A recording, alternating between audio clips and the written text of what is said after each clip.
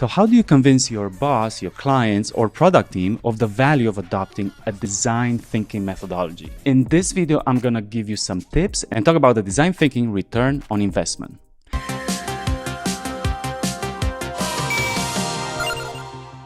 Hey everyone, Adrian here from Future Moose, helping you design, optimize, and scale design solutions for products and services that are focused on customers' needs and business goals. Before we get started, make sure you subscribe to this channel and click the alert notification. That way, when I release more videos like these, you'll get notified. Question for you. What methods have you tried in convincing your clients or team to adopt design thinking so far? Leave me a comment below and I'm curious to see what worked, what didn't, and start a conversation. You probably already heard about design thinking and know what it is. And if you don't, hit me up in the comments below and I can create a video that goes deeper into what design thinking actually is and how it works. If you already know how design thinking works, you probably wonder how to successfully introduce this methodology into your team, organization, and to adopt it from ongoing projects, new features, innovation. Like with anything new, there's always the struggle of resistance to change. So how do you go past that part and convince these folks on the value of a design thinking methodology? Well, first of all, I'd recommend targeting this conversation with an executive or founder or decision makers in your workplace. What these folks look for is the immediate perceived value and cost of investment, which is why we'll talk about how to form a compelling business case and showcase the return on investment of design thinking so you can use these tips and bring them into your next adoption conversation. Something to be wary about is, depending on your design maturity in your team, this might be harder or easier. Well, it goes without saying. But if you look at the ROI, it's all about the business drivers. You're on a path to success. If you're tackling the business drivers, you're going to be successful. So design thinking can generate substantial measurable returns and a broad range of auxiliary benefits. Ideally, prepare a mini deck, slide deck, so you can present and share all of these findings with the decision makers and include key benefits as much as industry research material and metrics as possible, such as labor cost savings, conversion rates increases, success stories, failed company stories, and the impact overall on the company culture.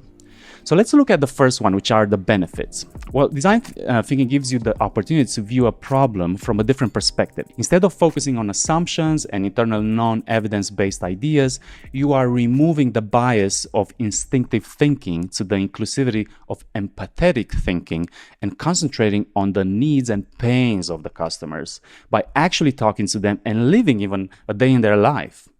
Another benefit is that it allows you to deep dive into problems and the root cause faster and use empirical evidence that can reveal more opportunity gaps, aka innovation.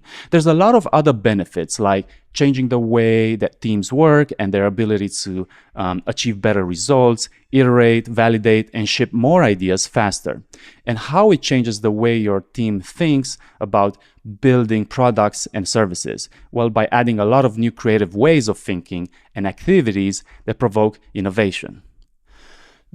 Another benefit would be the ability to do more experimentation, where by running more prototypes in shorter cycles of time, you get to hone the MVP or the new design solution better and reduce the risk of project failure. And it removes the risks of project do-overs. I mean, how many times have you not been on projects that launch, they don't move the business needle enough, and it doesn't make a meaningful impact, and it's back to the drawing board?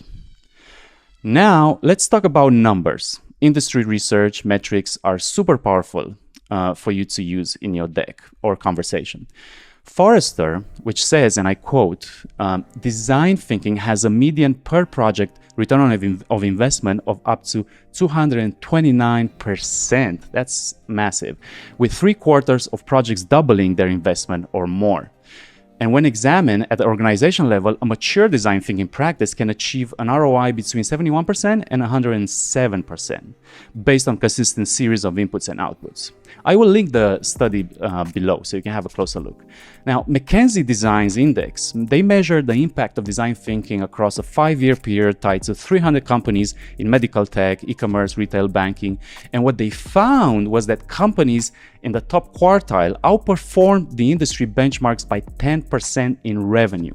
So here you're looking at how top players are beating those in their top category. And I would encourage you to give more examples, such as company success stories, such as, I said such as twice, who cares? IBM's ROI in adopting design thinking doubled their time to market, increased their team efficiency by 75%, and overall ROI of 301%. Another company called Mural, you might know it. It's a digital workspace for visual collaboration, similar to Miro. They track the value and impact over 3 years of doing this to a total of 495 ROI and 19.1 million net present value with a payback in 6 months. But also include those companies that failed by not adopting design thinking.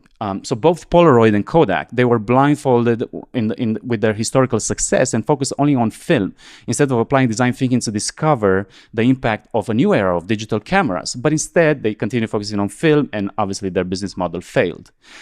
Toys R Us is another good example of a failure where they didn't think about applying the design thinking methodology. And they discovered too late in 2017 that they should have started their own e-commerce business instead of going to the supplier, which was Amazon, where they got beat by other supplying toy companies, competitors. Pan Am airline, well, by what they did, they overinvested in existing businesses model, and they didn't look to the future, into innovations far enough, and they filed for bankruptcy in 1991. General Motors also resulted in one of history's largest bankruptcies. Failure to innovate and bluntly ignoring competition were key to companies' failure.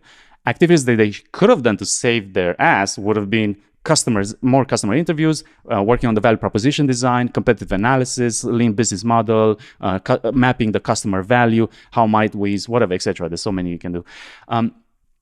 What they'll also want to hear, though, these decision makers, are how will you measure the impact of design thinking once you start? Well, you can do it from multiple perspectives. You can track the customer feedback like NPS, usability metrics. You can look at customer engagement rates, retention rates, conversion rate increases, churn rates decreases. You can look at the average sales order, and also, and most importantly, company culture, like what happens to the employee satisfaction, efficiency, collaboration, motivation, and also measure innovation. For example, according to Rudder and Royalty, an earlier study from Dow Clemmer in 2011, I'll post it in the comments below, they propose to measure the number of prototype iterations per feature and also concurrent prototypes, because more iteration leads to stronger prototypes, and stronger prototypes leads to better products. So also compare time to complete a project and the time to market, as you've seen with the IBM case. So I recommend going beyond the cost and ROI as well, because there's other things to measure other than design thinking that brings as a benefit. So for example, and a strong one is the team efficiency and satisfaction. The idea overall, is to start with metrics that you can begin tracking immediately and hone those regularly. I really hope these tips and strategies have helped you put together a conveying proposal to your decision makers and win at adopting the design thinking methodology in your projects soon. I would love to hear about your journey in navigating a not so easy task, especially if you're doing this all alone. And I strongly believe in your success if you're gonna arm yourself with all these data points and values that I shared earlier in the video. So drop me a note in the comments below and do let me know how it went. If you need more help to design and launch new products or features, or scaling and optimizing your website or applications, check out my design agency, futuremoose.com. Thanks so much for watching this video, and definitely subscribe for more videos just like this one. And of course, if you enjoyed it, it would be super awesome if you would like it, share it with other people. Until next time, Future Moose is helping you design and optimize and scale world-class products and services that are deeply connected to customers' needs. And we will talk soon. Ciao.